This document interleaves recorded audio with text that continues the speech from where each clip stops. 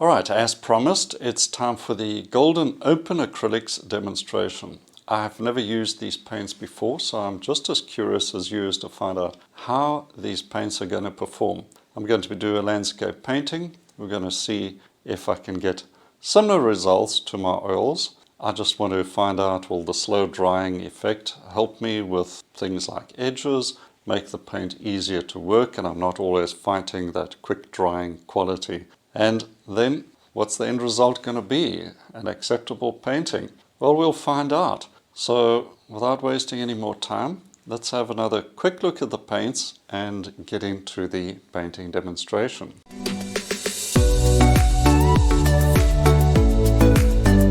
Okay, so here are the paints.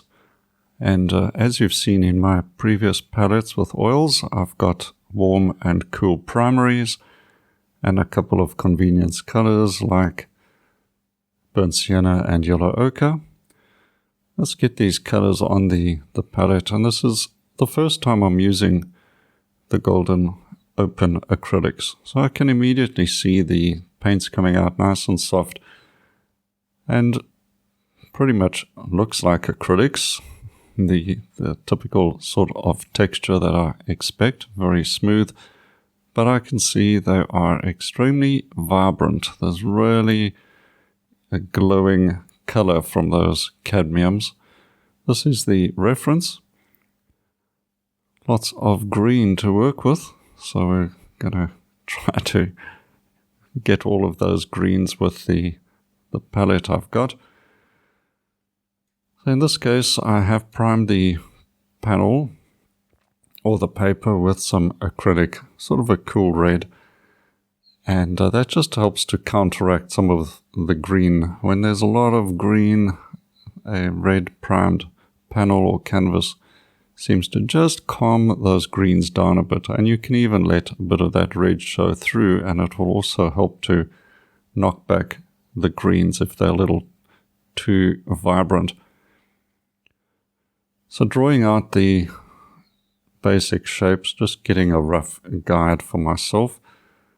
I'm using the rigger brush and a bit of ultramarine and burnt sienna, and just figuring out the shadow pattern now as well. I'm going to have the larger shadow in the foreground,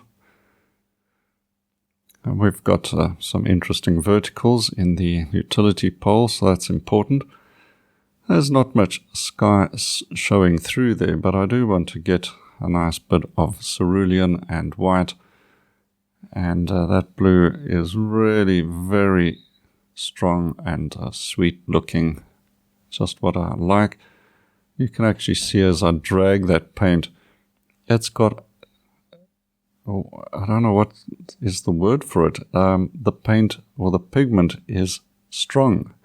It's not like soft and wishy-washy looking.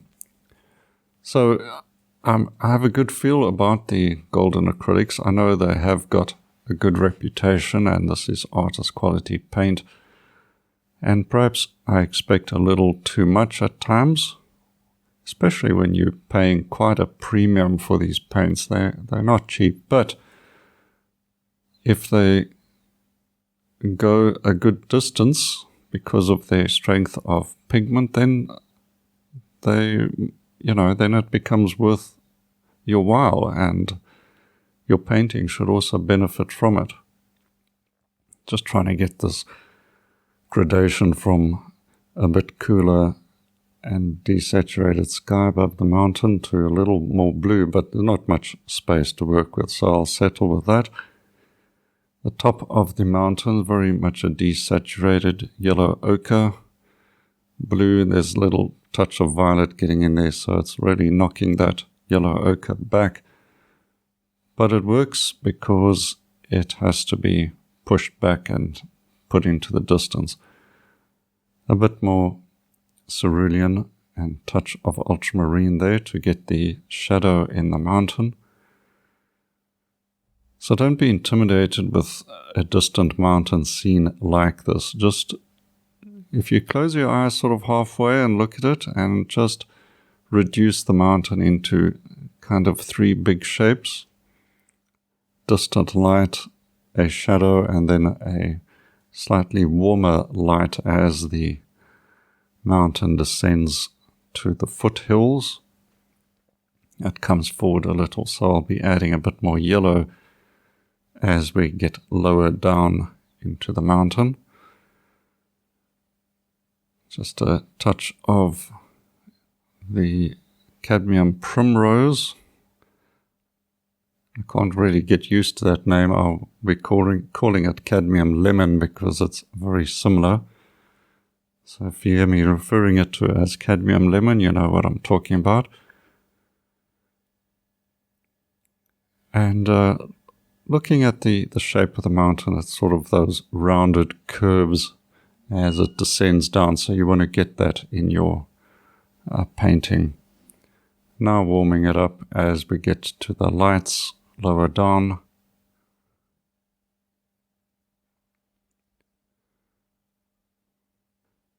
And it should all start clicking into place as the foreground of the painting is developed, and then those mountains will look right.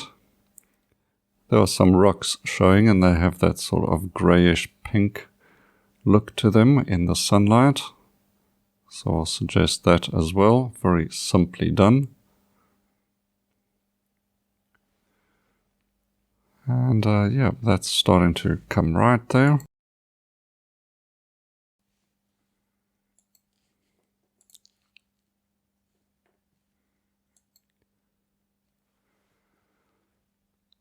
Right, I also want to get going with the darks now in the middle to foreground.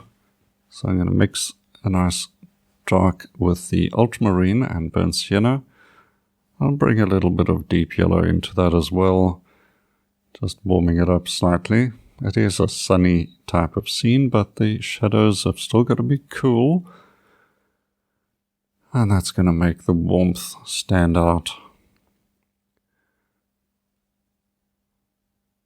So there's quite a bit of shadow shape developing here, but I will go over quite a bit of that with the lights. It's just to get the foundation, sort of the inner structure of the tree or the shrubs or bushes, whatever it may be. And then you sort of work outwards and upwards, and it will get lighter until you end off with a few highlights, and then the tree looks pretty much how it should. A few distant trees there, getting a little bit of desaturation. So you'll notice I'm mixing one color into the other, and in this way all the organic shapes have a very much harmonious look to them, because the colors are all being mixed and sort of intermixed.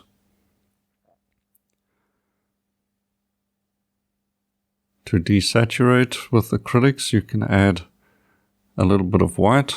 It has quite a profound effect with acrylics, so that may do the trick. I always find when I add white, I bring a bit of color back into it, because the white is so strong, and it makes your color not only desaturates the strength, but also makes it quite cool. And you've got all these lovely strong colors, so you want to make the most of them. Don't desaturate or accidentally gray them down. End of the road there with a touch of blue just to push that way into the distance.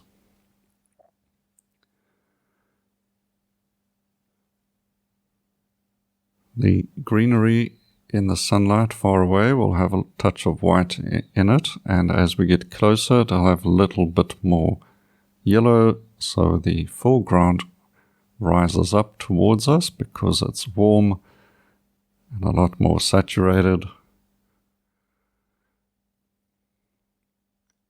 Filling in those top highlights.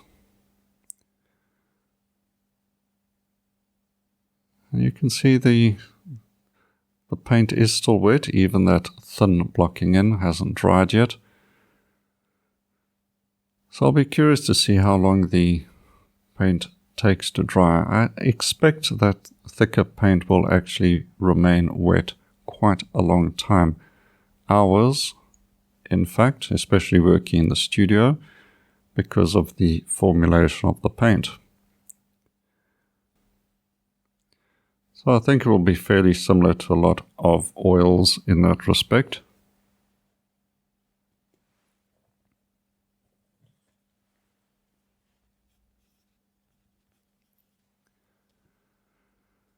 So building up these lights into sort of middle value lights and then into middle value shadow.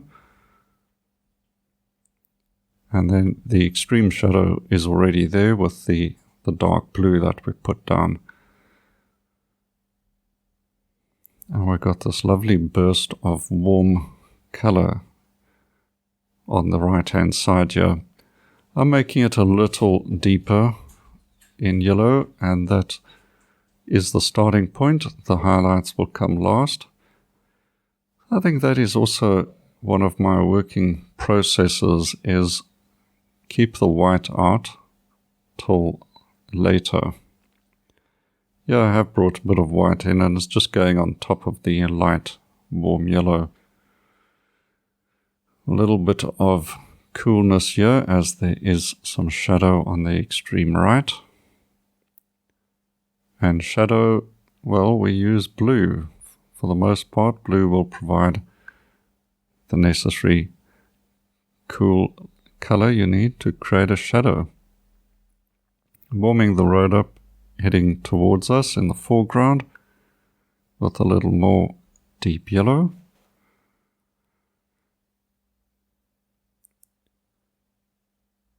Some shadow in the trees over here, but it's not as dark as the top of the tree there. So always be economical with the white paint. It's better to add it in little by little to get the correct value you want, but putting in too much can cause you a lot of problems, because making the color lighter is very easy. Making it darker, if there's white paint in it, is very difficult.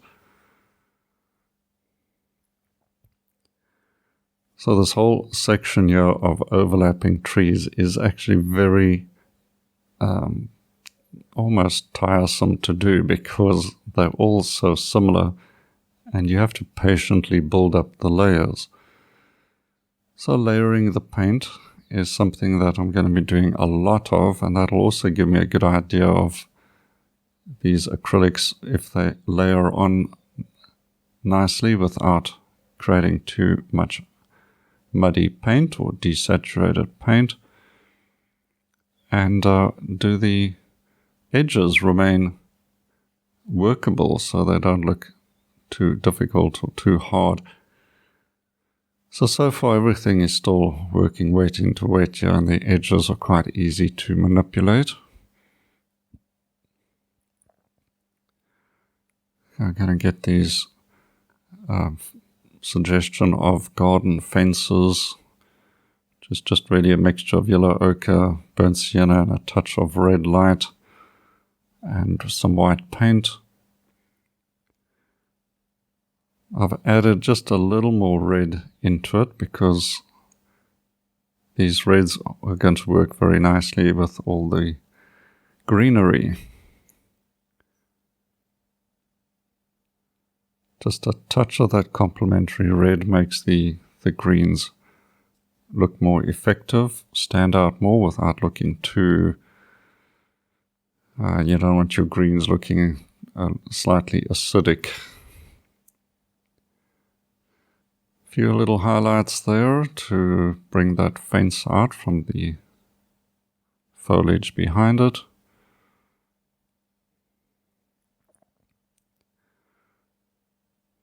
This will all fall into place once I put the shadows across the road. I could have put the shadows first,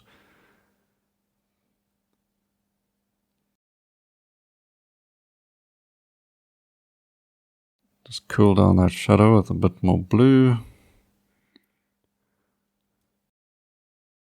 Okay, it's very much a purpley color, so I'm putting a little bit of yellow ochre and white just to get it looking a little more normal.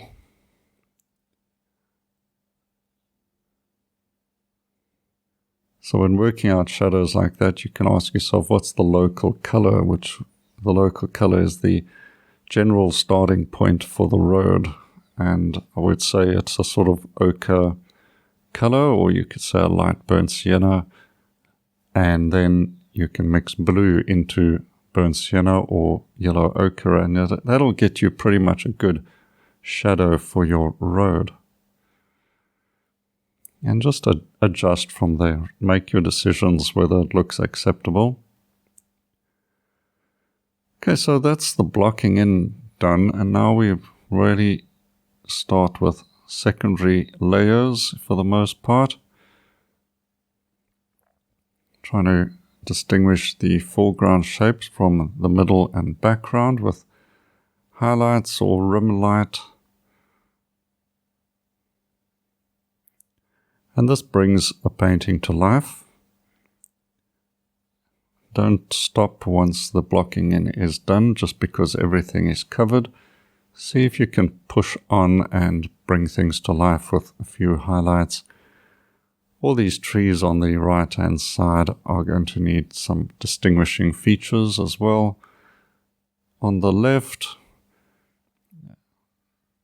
they're pretty much easy to distinguish. It's mostly just a foreground shadow shape and a background shadow shape as well. It just has to be a bit cooler for that background shape. Okay, so getting a few lighter color notes and also trying to get this sort of rounded shape of one overlapping tree. And as it overlaps the other, we're going to separate them visually anyway.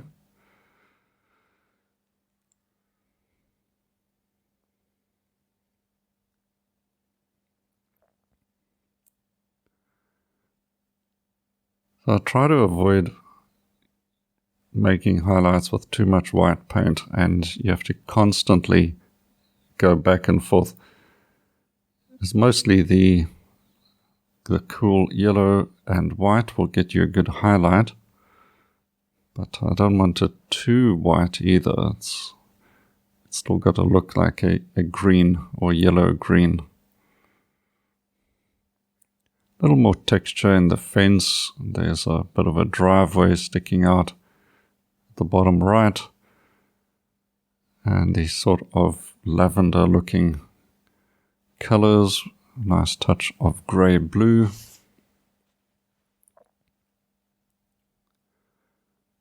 And the shadows.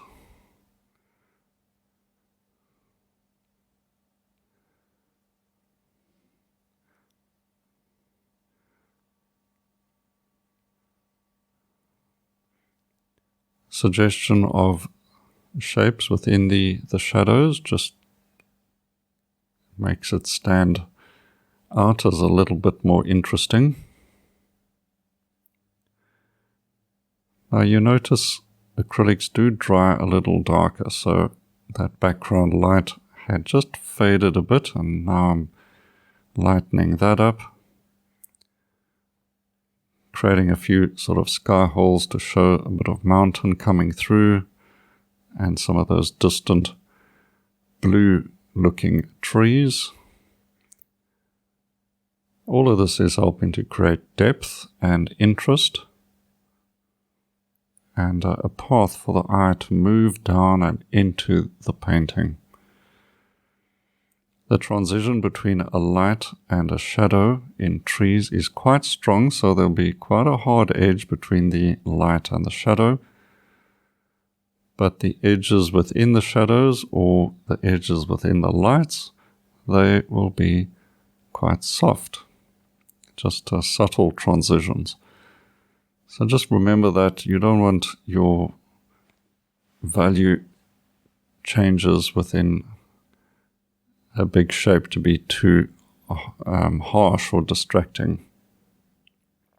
Just redoing that light down the road there, a bit of the sidewalk.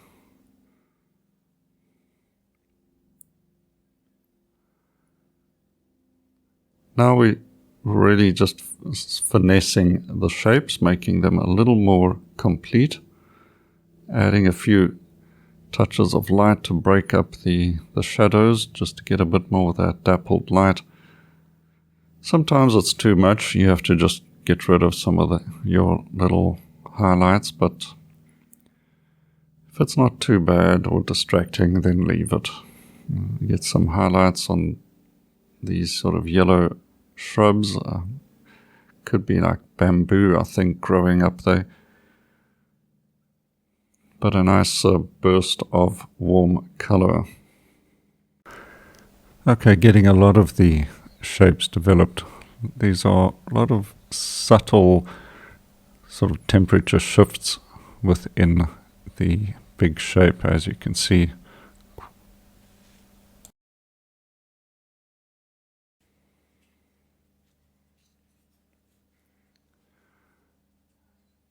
And adding little notes, little highlights like this, little sparks of light, helps to bring the painting to life. You don't need to do too many, just a few.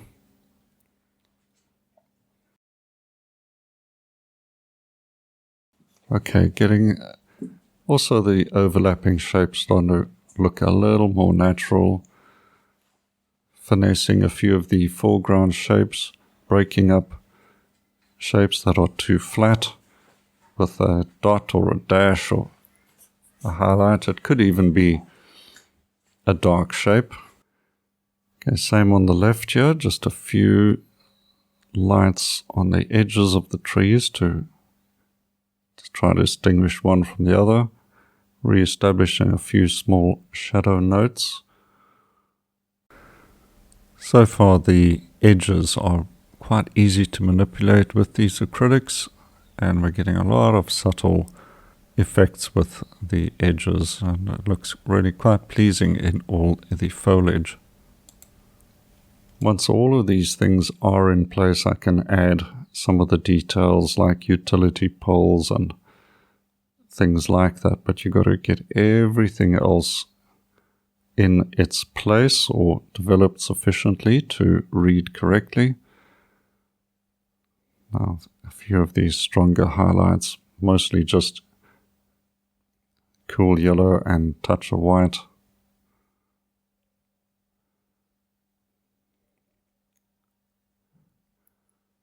And that just helps to create a bit more dimension to the tree, a bit more of a three-dimensional look to it. Thicker paint, easily working wet over wet. Right, let's get a utility pole, the rigger brush, some burnt sienna, and a few suggestions of ones leading down the road, just a bit showing out there. And that vertical is very important. Let's get a slight highlight on it so it just comes forward a bit. And these verticals are so important because they break up all the organic shapes, they link up as well. And these added little touches of texture on the fence also add these vertical shapes, and it just adds a bit of structure, and it's very visually very appealing. It's all about a balance of shapes. If everything is organic, it starts to get a little bit mundane, and then you have to add these little man-made touches. Maybe it's just something we are familiar with, but you'll find them in nature as well. It could just be a tree trunk or something like that. And darker utility poles on the left. I'm going to link up some shadow just to attach it as well. and maybe suggest the wires there. It may be just a little too hard. I can always replace that, paint over it. Just a few suggested in the foreground here with some lights. I think that's a little better.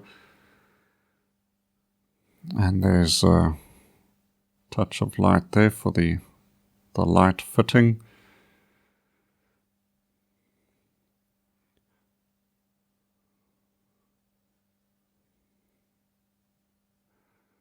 A few more dots and dashes and sparks to bring things to life. If you've noticed your acrylics have dried a little dull here or there, you might just have to re-establish that color and get it a little more alive. And just, yeah, also a little bit of life into these shapes. Just pushing the limit here, I think. And a little bit of warmth on those mountains as well. Tie them in with the rest of the scene.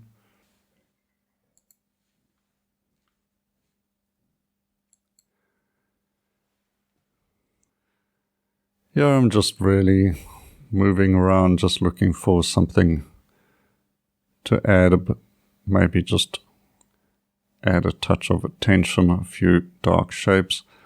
And of course try to end off with putting a figure in just to add a touch of dimension and life to the scene.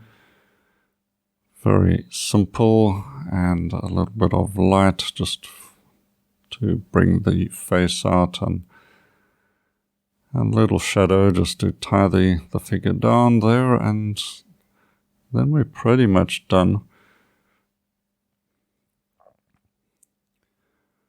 So how's it been working with these acrylics? Well, I'll discuss them a little bit later, but for now I'm pleased with how they've worked. I think they've slotted right into my practice and process, so I'm happy.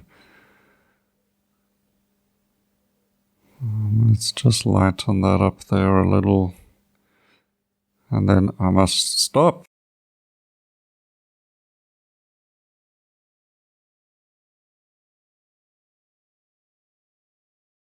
Alright, there we have it. Painting done.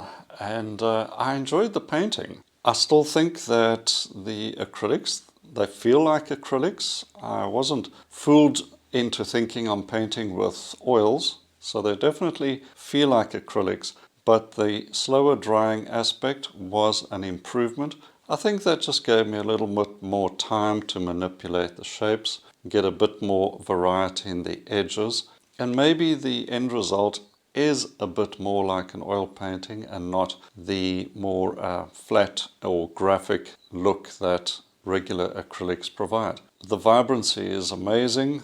The paint goes on nice and easy. Very little paint used. I think that is one of the amazing things. With oils, I tend to really get through that paint, a lot of volume of that paint, picking up a lot more paint with the bristle brushes. But with these acrylics, a lot less paint required, but still I think you'll see quite a lot of vibrancy and color.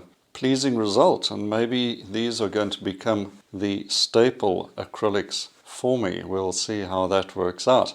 Well, I hope you enjoyed this demonstration, and it's given you some inspiration to do some painting yourself. Please share the video as well with your painting friends. Don't forget, I've got a free painting course for you as well. And of course, subscribe to the channel. There's plenty of videos coming up, and even another acrylic painting I've got planned for you. So look out for that coming soon. Well, until then, happy painting and cheers for now.